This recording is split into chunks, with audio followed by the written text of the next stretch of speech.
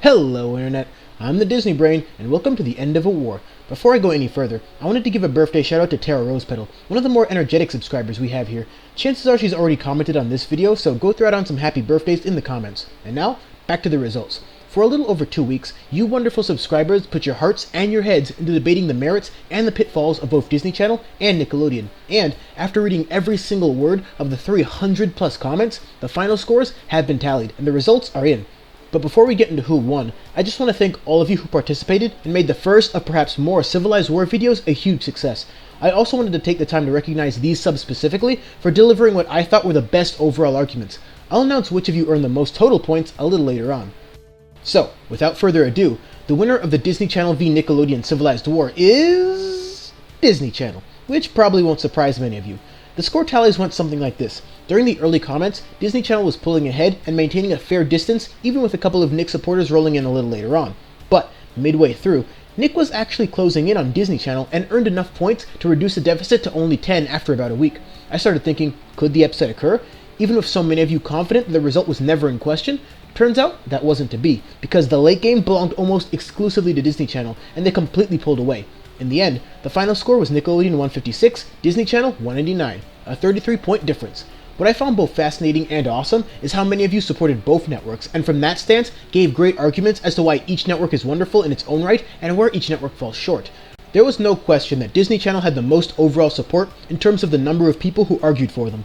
But the reason Nick only lost by 33 points, and not by a lot more, is because even though the people who argued for just Nick, or argued for both networks with Nick just winning out, were much fewer, the arguments they made usually earned more total points, because I thought they backed up their positions just a little bit better.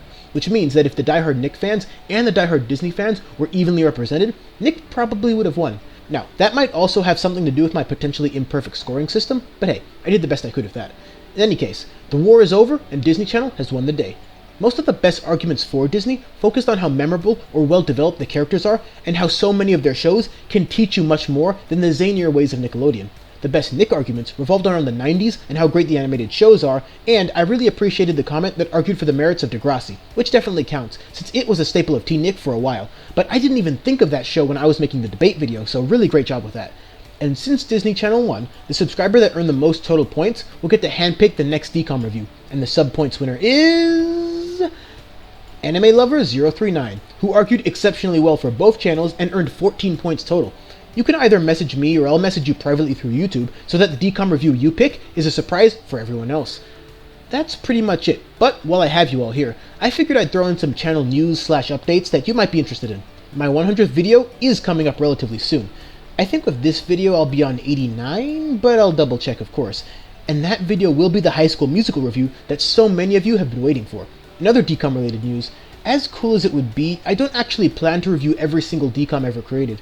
There are some DCOMs that I simply do not want to ever subject myself to again, so I'm never going to review them, or DCOMs that are so bland and forgettable that there's absolutely nothing interesting to analyze. Also, I'm not sure what I'll do to celebrate 10,000 subscribers once we eventually reach that total, but I'm always open to suggestions. Also, rumors about the potential end of Girl Meets World have started surfacing all over the place, so I figured I'd address it. At this point in time, there's nothing solid supporting that claim, except for a potential hint regarding Season 3's finale. Disney Channel would have to be out of its damn mind to cut a show this good short, but if it becomes clear that this is the case, then Freeform looks to be the best solution. I've never been overly adamant about moving the show there, because my perspective on it was why change what's not broken, but if for one reason or another, Disney Channel has become the problem, and again, all of this is speculation, then, for the sake of everything this show wants to accomplish, I would support the move.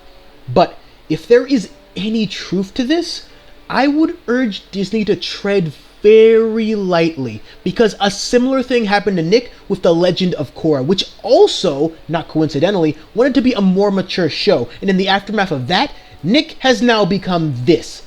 Please, learn from that, Disney Channel. One last update. I know this might not be great news for some of you, but I've been seriously considering not reviewing Liv Maddie for the 4th season. And no, this has very little to do with this nonsense, that's only a small part of it. But in all seriousness, speaking as a guy that's seen every episode, there's a lot to like and a lot to love about this show. But unlike Girl Meets World, I don't think there's a ton of important details to talk about. Nothing on that end is set in stone, but I thought you guys deserved to know where my head's at regarding all of that. And of course, let me know what your thoughts are on all the news down below. Thanks for sitting through all these updates, and thank you again for fighting the good fight in Civilized War. I wasn't just happy about the intelligent points you made and the thought-provoking arguments you delivered, I was genuinely proud. And I loved the fact that everyone who did choose to challenge the opinions of others did so in a respectful way. If you're curious as to what side I would have chosen if I didn't make the video itself, my answer would have argued for both channels like many of you did, but I would have sided a little more of Nickelodeon. In any case, I officially declare the Civilized War over. Or is it?